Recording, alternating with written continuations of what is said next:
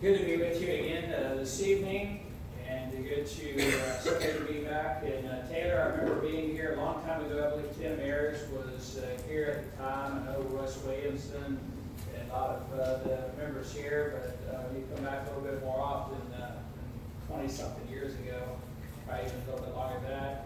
It's good to see Caitlin's parents, Mary Ann and Tim. They used to be members there in Northern Oaks, and very good members. So always trying to get them to come back, move back to San Antonio. They had to move away with their job, but always trying to find a way to get them back in San Antonio. And I will try to do it. I'll try to get them back.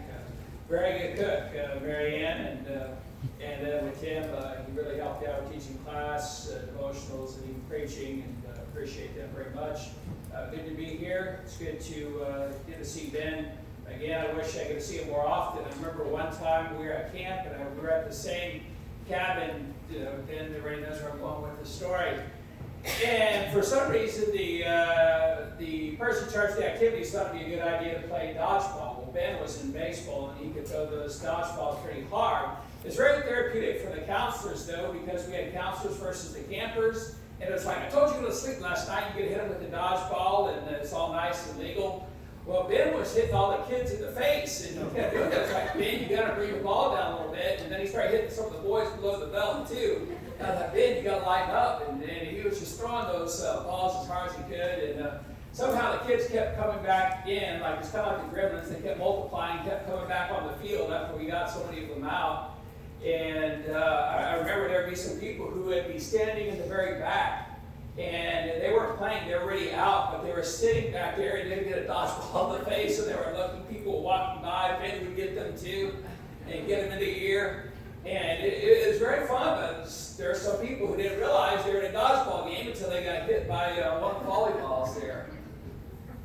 In the Lord's church, we're at war. We're at war with Satan. Sometimes people don't realize that we're in a spiritual battle.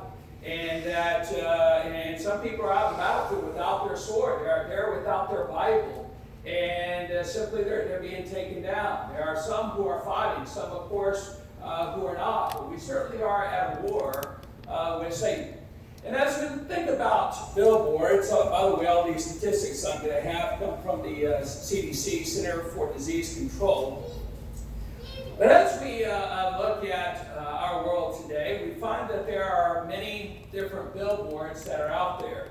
And as we look at these billboards, many of them are very captivating. Matter of fact, they certainly have gotten my attention. I remember I was coming back from men's retreat just last week, and I saw one that says, heaven or hell, where are you headed? I thought that was a good sign. Some signs are pretty good, some are not, but these signs are strategically located. You can see them very easily, and sometimes you even get distracted by these signs as you go down I-35, and they're in the right place, so they capture your eye. They're also very colorfully decorated as well. I remember one time I saw a sign, and I saw a person on the very top. It looked like a person. I was like, I hope that person doesn't jump from there, and it was just part of the sign. I guess they wanted you to see up there.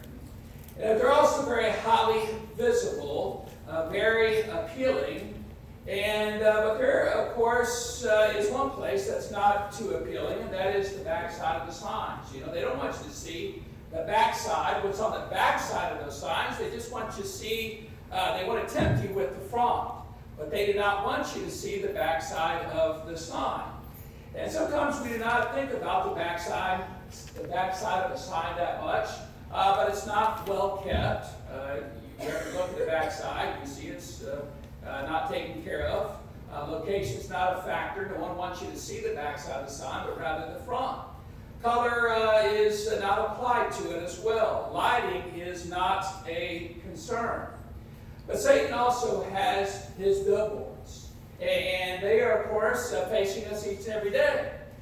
He has a billboard for our children, also for our grandchildren, and he is tempting them to commit sin today, and that's what Satan wants. We talked about temptation this morning, and now he's not only wanting to tempt you, but he wants to tempt you to commit sin. And as we look at Satan's billboards, and there are several of them, we want to keep in mind that along this road, Satan has erected many billboards, and they are all directed at you. They're directed at your family. They're directed at your kids. And just like other billboards, Satan doesn't want you to look at the backside of his billboards. And what I mean by that is the consequences, right? Satan wants you to see something. It's very appealing. It is something that tempts you, and he wants you to get involved in that sin, thinking that sin's going to be the best thing you could ever get a hold of. One time a person asked me, is sin fun? And the answer to that is yes. If not, some people would not be doing it. Not all sin is fun, but I would imagine some sin is fun for some people. But if it was not fun, people would not do it. But how long does that sin last? It lasts for a little while. And then there are consequences that come. But sadly, Satan's billboard is working today. And this is by the end of an ordinary day in America. The reasons why I have this, I was planning on standing up there, the projector would shoot me right in the face and the eyes. I thought that would be good, so I had to come off the side here. But I have a lot of statistics, but these statistics are something I want us to think about. And before you commit any sin, something we should think about is the consequences. If you're thinking about a sin, you're tempted, I might want to get involved in that. Start thinking about the consequences. What is this going to mean to my wife if she finds out, or my kids? What happens if my parents find out what I'm doing, or the preacher, the elders? Who finds out first is God. He knows what's going on. He knows what we're thinking, and he knows what we're going to do. He knows what sin we're going to commit. But by the end of an ordinary day in America, 2,795 teenagers will have become pregnant. 372 teens will miscarry. 1,106 teens will get abortions. 1,295 teens will give birth.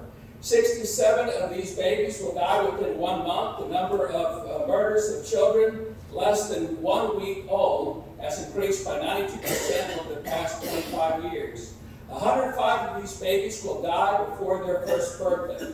27 of these will die because of poverty. Keep in mind, this is all one day.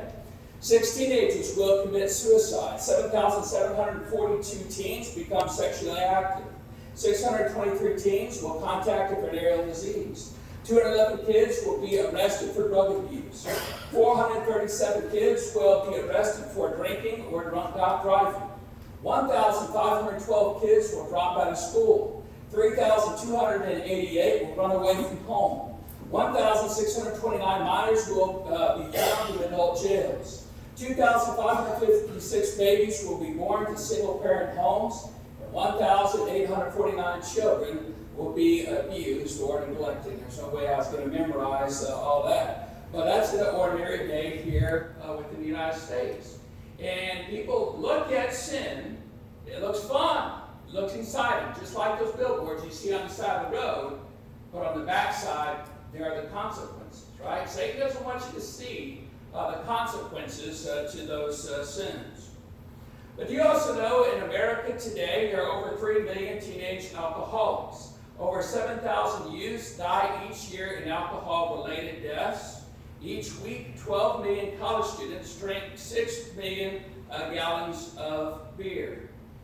1,370 youths will take an illegal drug within the next hour.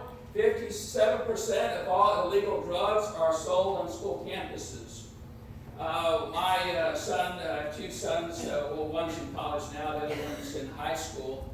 And just some of the things that he hears at his college is that some of these kids, even in high school, and there are some great high school kids. We have some great kids in the world today. But he says that parties, what some people do is bring all their prescription drugs, put it in a bowl, and mix it up, and the kids will grab some pills out of there and get high off those pills, not even knowing what those pills are that are in there. We can look at such things as vaping. Cigarette smoking may have gone down, but vaping has gone up, and they're showing a lot of studies that that's not good for them whatsoever. But 57% of all legal drugs are sold on school campuses. A teenage girl gets pregnant every 31 seconds. 4.1 billion youths are current cigarette smokers. More than 1,000 tobacco-related deaths occur each day. But did you also know within the next 30 minutes, 228 children will be beaten, molested, or abused by their parents? 57 kids will run away from home. 20 children will attempt suicide.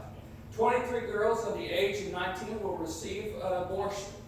285 children will become victims of broken homes. But as we look at that, we take a brief journey down the road of life. And of course, there are many billboards that are out there. The air is crisp, the sky is blue, the scenery is breathtaking, and this is Marlboro country. But don't look at the backside. And Satan, of course, is never going to reveal the backside. So many people today smoke. We're going to talk about drugs here in a little bit as well. But they smoke and they drink, and many times as a young person, you do these things, and you're like, look, I can do these things, I'm not affected. These things don't bother me. I'm special. I'm different. And I've been doing this for a little while. We're going to realize, yeah, you're young. Your body can take that for a while, but it's only going to last so long.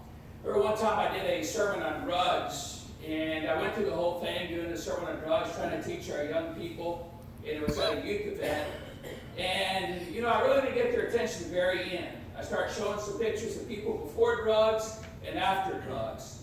So handsome or pretty, and then at the very end, when they were using their drugs, they looked like monsters. You couldn't even tell that they were the same person. It was just such a stark contrast. And so I believe some of that got to the kids' minds a little bit better. But Satan never reveals the man who has smoked for 30 years and can no longer walk to his mailbox without being completely exhausted. The man whose voice box was destroyed by cigarette-induced cancer and now is able to speak only through a voice synthesizer. The 45-year-old mother of 3 whose autopsy revealed lungs resembling the bottom of a well-used ashtray, grill, charred, blackened, hardly recognizable as human beings. But again, many people do not think about the consequences. So whenever you're about to do anything in this life, you're tempted. Think about the consequences first. What will this cost me? How will this affect me? How will this affect my friends, my parents? How will this affect me as a young person? How will this affect my children? Some things we need to think about before we commit sin. I believe if we can do that, and think like that, we will be committing a lot less sin. But Satan never reveals the fact that the Marlboro man himself died of lung cancer, but his tactics are still working. We find that even though he makes sin look attractive, and even though there are consequences to sin, people are still buying Satan's advertisements. They're still looking at them. They're still thinking sin is great. 60 million Americans, 12 and over are cigarette smokers. In 1998, 18.2% of our youth between 12 and 17 were cigarette smokers. In 1996, 487 cigarettes were sold in the United States. By comparison, I know I want to go back to 1981. And cigarettes use in the world, of course, has lessened quite a bit. But I think it's just because more people are doing the e-cigarettes and those kind of things. But by comparison, in 1981, there were 4.5 trillion cigarettes sold worldwide. That was a lot. Now, how many, if lined up to end, would stretch 223.5 miles? Such a line would reach to the moon and back 111 3/4 times, and I find that amazing. I know there were some people who smoked during the 50s, and many of those individuals did not really understand the significance of smoking. And I think once the 60s and 70s came around, there's more statistics, probably more so in the 70s, and people realized how much more dangerous that is. I saw a statistic not long ago, I'm not how true it is, not sure how true it is, but half the kids in our high schools are now vaping. It's kind of like smoking, and some will even say that's even more dangerous than just smoking the cigarettes. The glamour of the night, life glows in the distance. We're made to focus on an attractive model on a beautiful day. The beer is original. And as we look at such things, we don't want to look at the backside. Satan doesn't want to see you to see the mangled bodies of teenage boys who had too much to drink and raced off into the night, 100 miles per hour, never to be seen alive again. And we have a lot of alcohol-related deaths today. The shivering body and shaking hands of ill-clad alcoholics searching madly through the back alley trash for just one more sip to ease the pain. The many summers of this world. Many summers who in an August night at 3 a.m. fell to her death from her Virginia Tech dorm room window because she was too drunk to tell the window from the front door, and she fell to her death. However, his display continues to grow. 9.5 million Americans between 12 and 20 had at least one drink last month. Of these, 4.4 were binge drinkers, 1.9 million were heavy drinkers, 82% were high school seniors, 82% of high school seniors have used alcohol. 56% of students in grades 5 to 12 said that they have that alcohol advertisements encourages them to drink. Americans see alcohol glamorized or advertised on televisions every 6 seconds. Each year, 26,000 Americans die, 1.5 million are injured by drunk drivers. And that's the equivalent of 100 jumbo jets crashing with no survivors every year, and that's a jumbo jet that crashes every 3.5 days. You know, we have these 737 Boeing has, and just 2 of those went down, killed hundreds of people, right? And people, of course, guess what? Let's ground all 737s, the Boeings that have this problem. And they grounded them. But can you think about the alcohol-related deaths that we have in this country? Every 3.5 days, that's 100 equivalent to 100 jumbo jet crashes with no survivors every 3.5 days. People say that's alarming. We got to do something about this. But guess what? No one's doing too much about the drinking problem within this country or the drug problem within our country. But certainly it is something that is serious. It's something that we as members of the Lord's Church need to teach about. We need to tell people that Satan is tempted. Is there some sins that are fun? Yes. But again, that sin only lasts for a little while. It lasts for a season, then it vanishes away, then you're stuck with the consequences. We see a mild-mannered boy, an all-American kid. The answer to your prayers is many times it is drugs. And I talk about drugs, and we're talking about prescription drugs, probably used more than illegal drugs today. There was this young boy. He came to the church office one day. He's about 22 years old. And he came to the office, knocked on the door, and I looked at the door through we have a little peephole. I can see who's there, and it looked like a kid about 22 years old. And I opened the door, and he said, I need to talk to the preacher. And I said, that's fine. I could already tell he was high on something and drunk. And I don't know what it is. In San Antonio, you want to talk to the preacher, you go get hyped up on drugs and alcohol, and then we want to go talk to the preacher. He comes in, and he sits in my office, and he says, I feel like I'm possessed by the devil. I'm like, it's not good. Our secretary's in the next room. And he says this, he said he has this cross, and he says as long as he has this cross on, he's fine, he's very calm. And then he took off the cross, and he started to become irritated and very agitated, and he started getting louder and a little bit more crazy, and he goes, see, but when I have it on, I'm fine. He took it off again, he got real scary. And I was just like, let's just keep on the crucifix for now, and, we'll talk. But drugs and alcohol got to him so much where his mind was just not there. And I could see how much it affected him.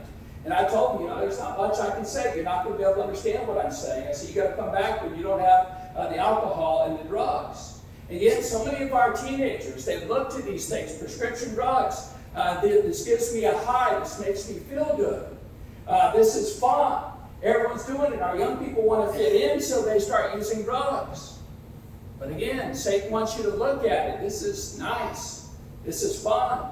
You be popular. But don't look at the backside. Don't look at the consequences. Don't look at the teenager lying in a halfway house whose mind is so deteriorated by drugs that he doesn't possess enough mentality to let anyone know he has to go to the restroom, or enough sense to wipe the spit running down his face. The child who was born so severely handicapped that he will be dependent on society for the rest of his life, all because his mother was addicted to heroin or some greater drug. But as we look at it, his billboards continue to work. Among 8th graders, marijuana use within the past 12-month period has tripled since 1991, from 6 to 18%. Among 10th graders, it was more than doubled, from 15 to 34%. Annual health costs on drug use, including alcohol, is $75 billion a year. 50% of high school seniors have smoked marijuana. 9% have tried cocaine. But the spotlight is also turned to 2 high school seniors. They believe that they're mature enough and that they can handle it. After all, you are in love.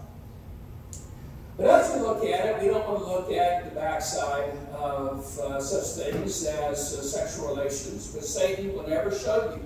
Two promising futures suddenly brought to a crashing reality that they must settle for an early marriage and an endless array of fast food jobs just to make ends meet on an ill-planned family of 3.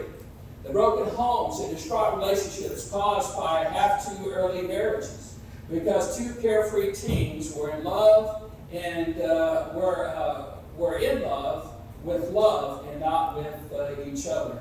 But Satan never wants to show you the mental scars of undisclosed anguish suffered by one who has long ago been unfaithful to their spouse.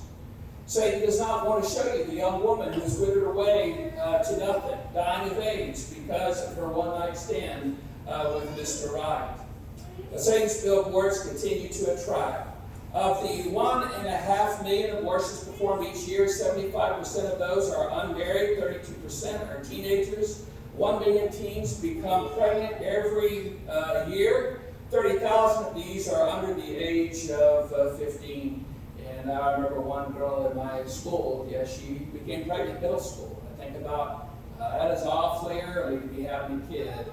And also for the boyfriend, the wife did not get married to this guy, which I'm glad she didn't. But certainly would have been a lot of heartache there. Here's an article that appeared in Dear Ann Landers, and this was written by a 17-year-old girl.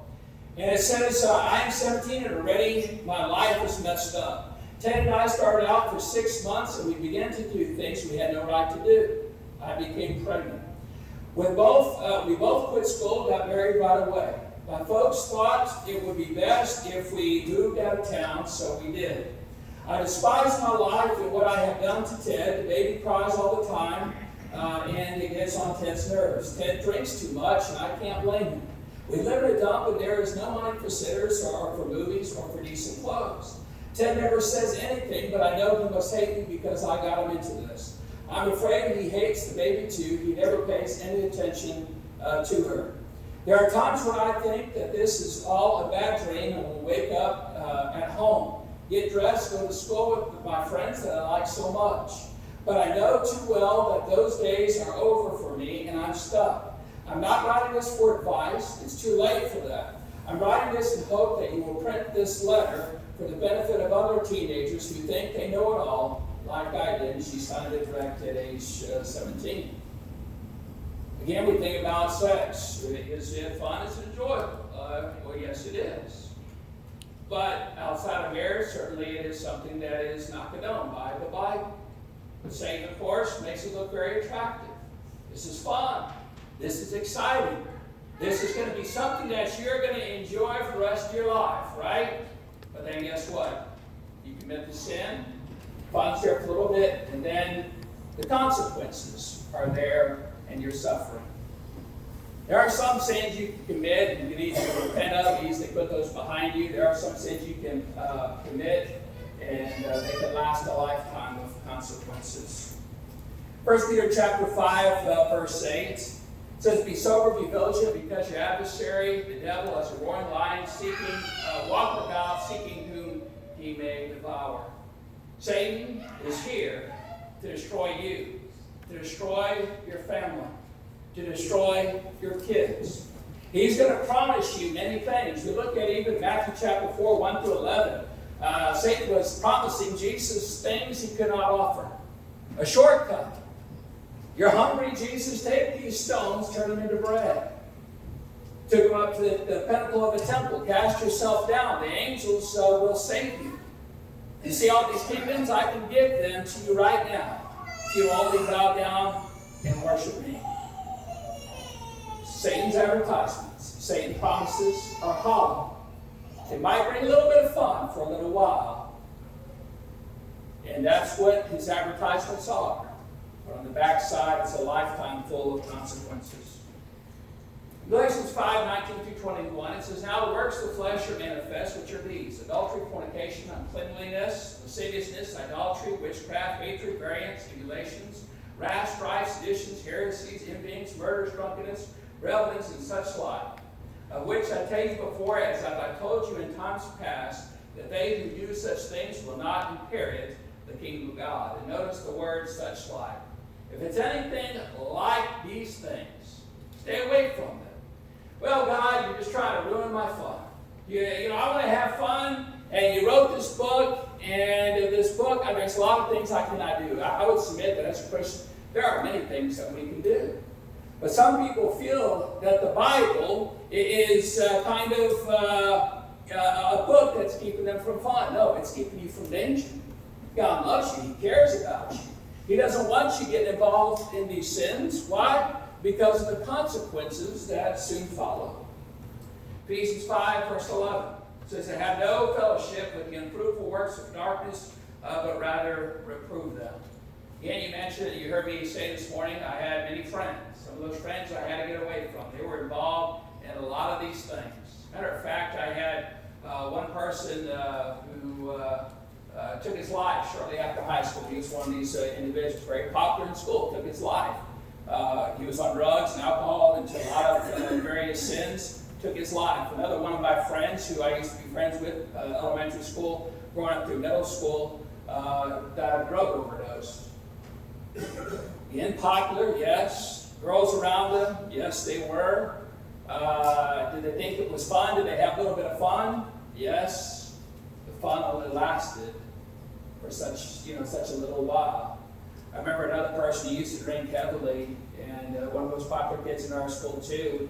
I saw him 2 years out of high school. His mind was so far gone, I couldn't even talk to him. And it was just sad to see that happening. Some girls, some of the most beautiful girls in our school, some were involved in some of these sins. I remember a couple of them coming up to Albertsons where I used to work at, and some of them asked me out, and I was like, they remember from school, and I was just like, what happened to you? You're so beautiful back then, but now things have changed.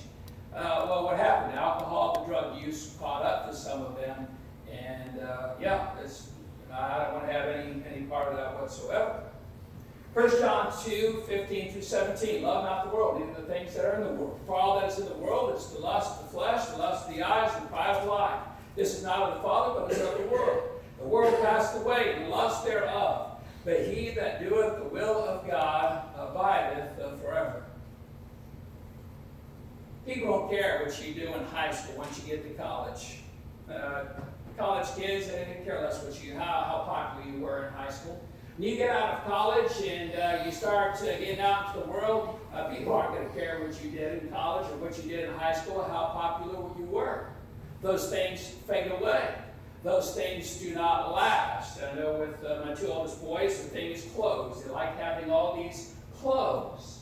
Those clothes are going to get old. They're going to fade away. They are going to not last. Cars will not last. Houses will not last. But what will last is those spiritual things that we can carry on into eternity.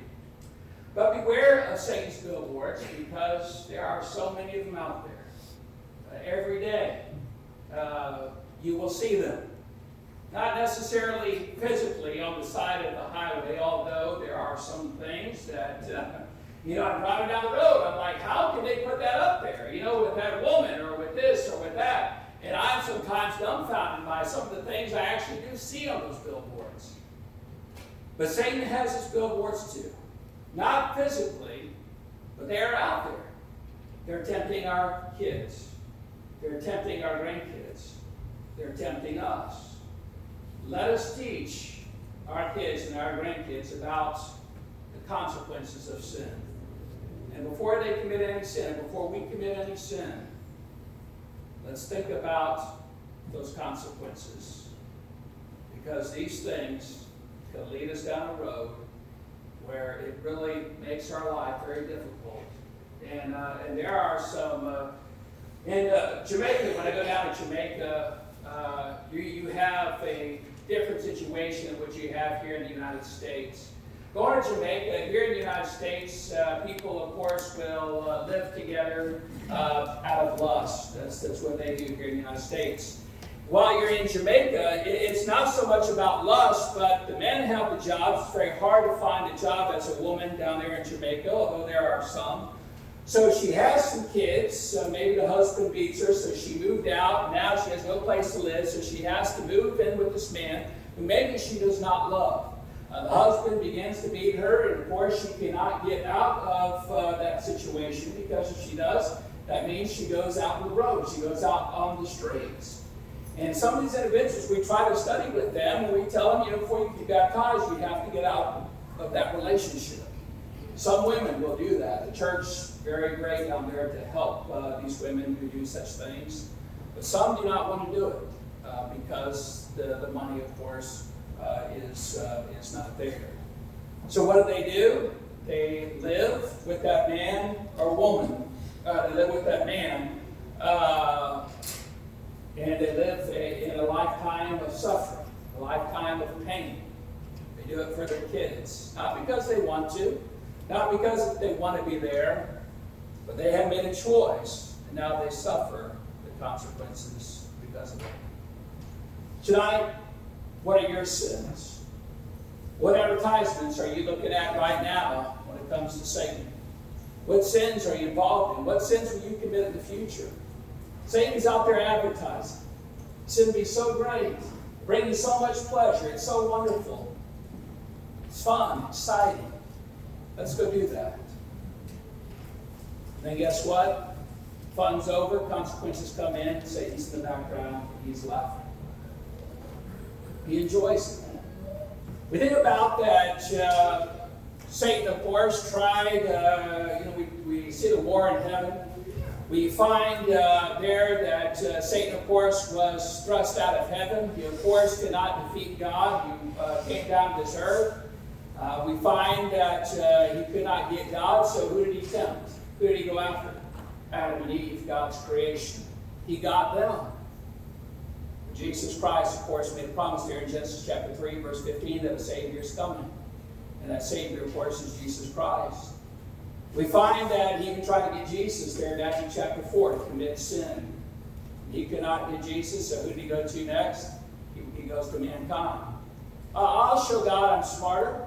I'll show God that I can take these people and tempt them and lead them into sin, and that I'll make the consequences so bad where they cannot leave that situation. Hopefully, there's not someone in this audience tonight who is suffering from long-term consequences of sin. If you are, I hope that you will give that up. Again, sometimes you can fool the preacher, you can fool the elders, but you cannot fool God. God knows what you're involved in. He knows what sins you're committing. He wants you to give those things up. He knows they're not good for you. You know they're not good for you. Remember, I was counseling this man who was an alcoholic, and there were many things I was trying to do him to make him to change. And finally, he changed on his own. This was what he said to me. He goes, I'm just tired of doing the wrong thing. I'm going to start doing the right thing. I'm going to start making changes and clean up my life and make changes. There's another man, congregation, and this was one of the congregations I was preaching for, and he was involved with a lot of drugs and alcohol. I went over to their house, and we gave him some money to fix the car. The husband actually got the parts back out of the car, resold them so he can go out and buy more drugs. You went in the kitchen. It was the filthiest place I've ever seen. My milk was just pouring down off the table onto the floor. The windows were all broken out because he'd get upset. The kids would get upset and bust out all the windows. And I tried to talk to him. I actually got upset. You don't see me upset too often. I was upset at this man. I told him off. And I said, here you are, the fatherless home. You're not being what you should be to your wife and your kids. And I laid it into him very heavy. And he took it. And I thought nothing was ever going to happen with that man. And several years later, a couple years later, I was preaching at a youth event. I was getting ready to bring up that illustration. I looked all the way to the back, and yes, it was there. That man, his wife, and his kids. Afterwards, I went to him, and I talked to him. I said, how are y'all doing? He goes, oh, we're doing great. Keep in mind, you were never great. We're doing great. And he says, yeah, he's making some changes. He's really doing a lot for the Lord's church now. I even had to pull her off the side. I thought the lady was lying to me. And she goes, Dad, you changed his life. And he's now faithful. He's gone. I was shocked. Regardless of what you did in your past, God is the God of second chances. And you can change your life. You can overcome those consequences. You may start to suffer through some of them with health, but you can overcome those things and make things right with God. This morning, I hope that you can overcome those consequences. I hope that you can overcome sin. I hope that if you're not a Christian, that you become one by hearing, believing, repenting, confessing, and being baptized for the remission of sins. And all of those past sins that you committed are washed away, whatever they are. No matter how egregious they are, they're all washed away. That you can become a child of God. Maybe you're already a child of God and you've committed sin. Maybe we've been holding on to some sins for quite some time. Give those up so that one day you might be able to enter into heaven and be with Jesus evermore. Tonight, if you need that invitation, won't you come as we stand and sing? For the gentle voice of Jesus calling, tenderly